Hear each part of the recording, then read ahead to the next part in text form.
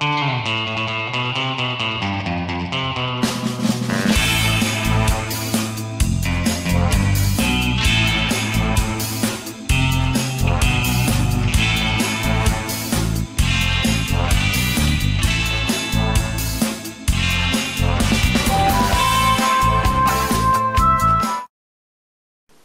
to the latest episode of the B Movie Club. I'm your host, Kevin. This week we'll be discussing the 1994 action drama classic, The Professional, also known as Leon the Professional, or just Leon, starring Jean Reno, Gary Oldman, and Natalie Portman. For those of you joining us for the first time, each week on the B Movie Club, I discuss certain guilty pleasures and forgotten classics of the past. Go ahead and go to our page on Facebook, Original B Movie Club, and give us the big thumbs up.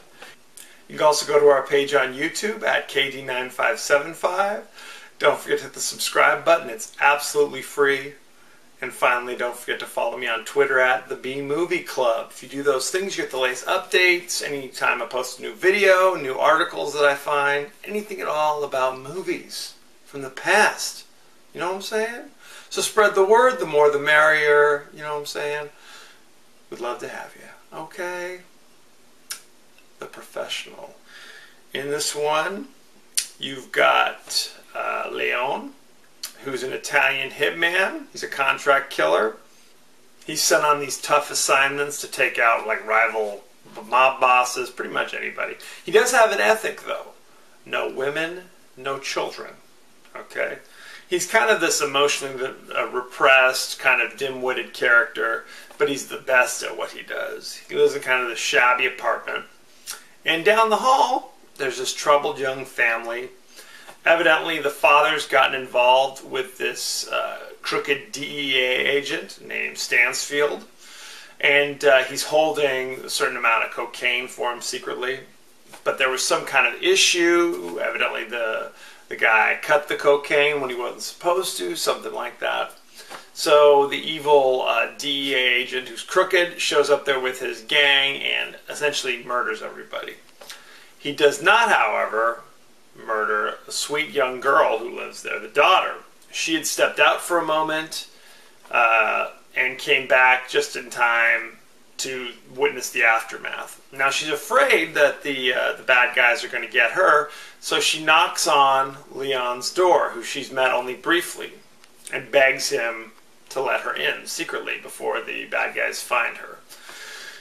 He's a loner, he's not, she's a young girl, she's like 11 or 12, he's like, I'm not sure if I want to open this door. Eventually he relents, lets her in and saves her life because the bad guys are starting to sniff around and look for her.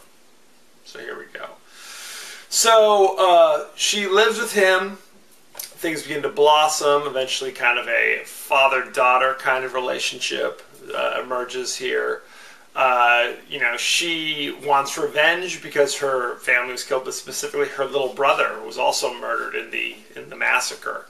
So when she discovers that Leon is a hitman, is a cleaner as they call it in the biz, he wants him to train her so that she can get revenge, essentially. Hijinks ensue where he's kind of teaching her things because he's reluctant. She's just a little kid. At one point he actually wants her to just leave. He's like, I'm a loner. I'm a rebel. Need to hit the bricks. Get out of here. But he relents. Things develop between them to the point it's almost bordering on kind of creepy. Where it's, she admits that she's in love with Leon. It's quite awkward, to say the least. Eventually, she decides to take a couple of his guns and go take out the bad guys herself. She reveals herself to the bad guys. Leon, discovering what she's done, goes and rescues her, not before killing a few more of the DEA agents. Stansfield has discovered this guy's after him, finds out where he lives, and using his abilities and powers as like a DEA agent, calls in the NYPD, calls in everybody, calls in the SWAT team to attack this guy's apartment where he's waiting for him. There's a shootout. I don't want to spoil everything. Don't want to give everything away, all the nuances, if you will. this script was originally intended to be kind of a filler. Luc Besson, who was the writer-director of this movie, famous French filmmaker, had written The Fifth Element, which went on to become a movie, as you know. But the one he wanted to star in it, Bruce Willis, wasn't available. So he's like, okay, well, I'll put this script to the side, and I got to do something. So he whipped up this script for The Professional in 30 days. The idea was, he wanted to take a character from one of his previous movies, a film called La Femme Nikita, which is also about assassins and things. There was a minor character there called Victor the Cleaner, who shows up at the 11th hour, kind of like, problems arise, we call in Victor, and he'll really take care of it. So he wanted to kind of take a character similar to that and kind of expand and create kind of a world around that one character. And Victor became Leon in The Professional, essentially, played by the same actor. Jean Reno is actually born to Spanish parents. His real name is Juan Moreno, but when he moved to France and started acting, he shortened it to Jean Reno. Hey, so there you go. He brought in Gary Oldman to play Stansfield. Gary Oldman, as always, is outstanding. This character of Norman Stansfield is on all over, like Entertainment Weekly's, like 100 best villains in movies and things like that. He brings his own creepy qualities to it. There's a scene where he's interrogating the father who's supposed to be hiding his drugs, and he gets up on him, he's like sniffing him and all this stuff. And you can see the other actors' reactions are like uncomfortable and afraid.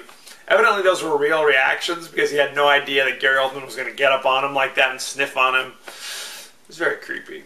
Then there's the famous scene where Gary Oldman screams, like, "Bring me everyone!" Evidently that was also improvised. Normally he was just supposed to deliver just a normal way. But to mess with the director, he decided to do it one time for laughs, and that was the one they wound up using. So, good times. As I said, they hired Jean Reno, and evidently he was their main choice, but at one point, Mel Gibson and Keanu Reeves were both interested in playing this role, which would have made it a very different movie, to say the least. To play the role of young Matilda, Liv Tyler read for this role, but she was considered too old at age 15 before they settled on Natalie Portman. This was her first movie. Again, she was only about 11 years old. And in earlier drafts of the script, it talks about almost a little more intimate relationship between Matilda and Leon. But American audiences were like, "Are you joking? Let's get rid of that."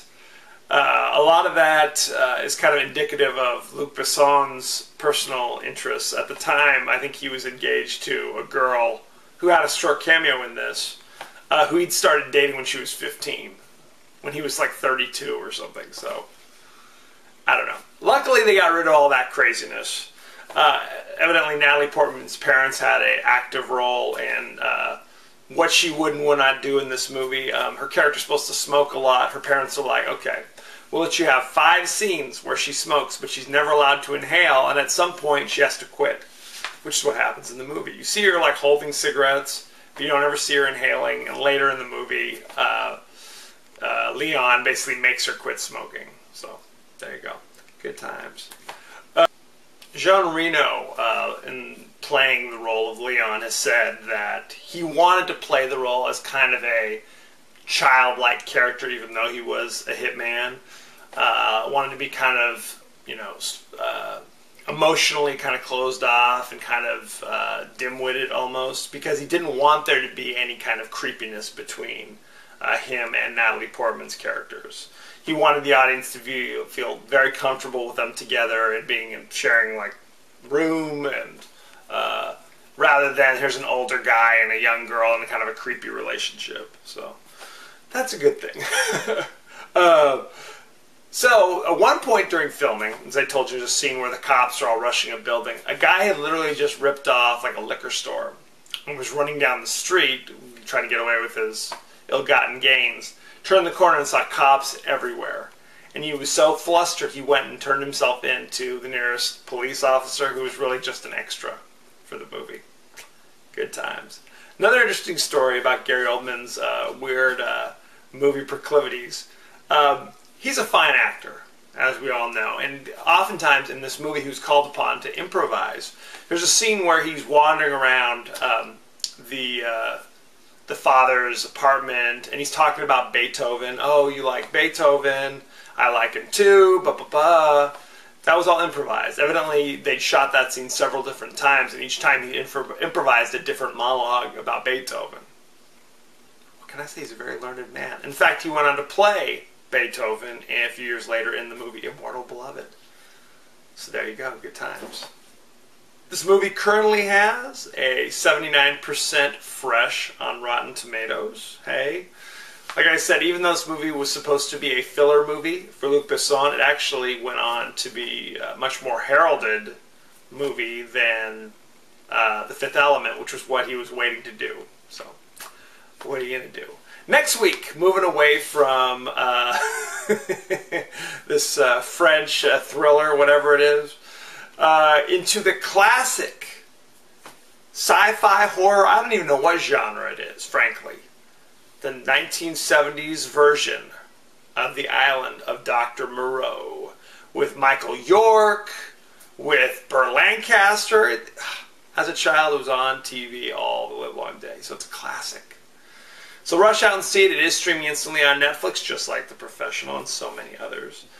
Send me your favorite scenes, favorite quotes, comments, and questions, and I may talk about it on the show. Don't forget to also send me any movie suggestions you might have. Okay? The more the merrier, I always say. Don't forget to go to our page on Facebook, Original B Movie Club, and give us a thumbs up. Go to our page on YouTube and subscribe. It's totally free. And don't forget to follow me on Twitter at The B Movie Club. As you know, I end every episode with a totally out of context quote. And here it is. Do you like life, sweetheart? That's good. Because I take no pleasure taking a life from someone who doesn't care about it. Bum, bum, bum. That was Gary Oldman at his finest. So there you have it. Thank you for joining us next week, The Island of Dr. Moreau. Be well.